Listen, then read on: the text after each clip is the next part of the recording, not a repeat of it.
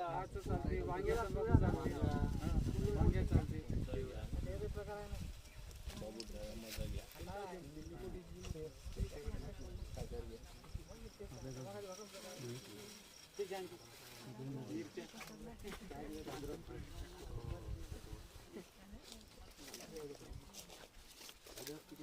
अद्रक पावभर अर्धा किलो घेतलं तरी चालते.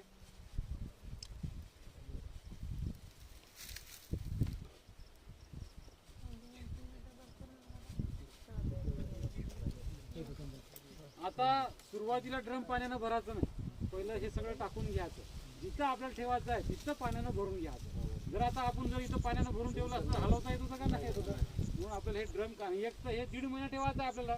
म्हणून जिथं आपल्याला सोयीस्कर आहे तिथं आपल्याला हे ड्रम मग पाण्यानं भरायचं आणि झाकण लावून ठेवून द्यायचं. जसं वेळ भेटलं तसं टाकलं. सेम टाक जरा अजून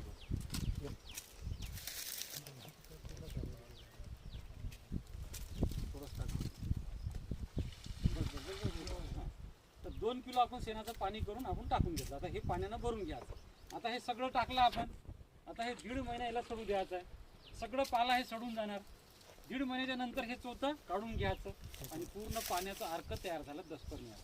मग हे दसपर्णी अर्क अमावस्या पौर्णिमा जसं आपण पिढीसाठी सांगितलं ना, हे 250 ml पासून घ्यायचं आणि फवारणीसाठी वापरायचं.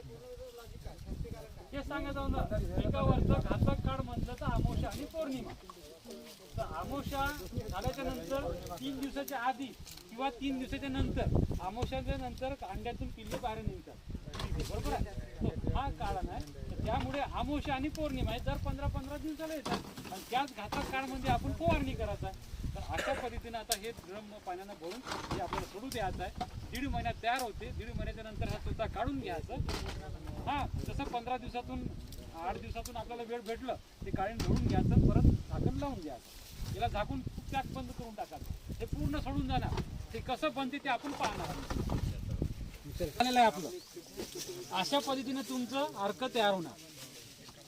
जर अमावस्या पौर्णिमेला 250 ml नंतर 100 ml वाढवत आपल्या पिकावर फवारत राहतं.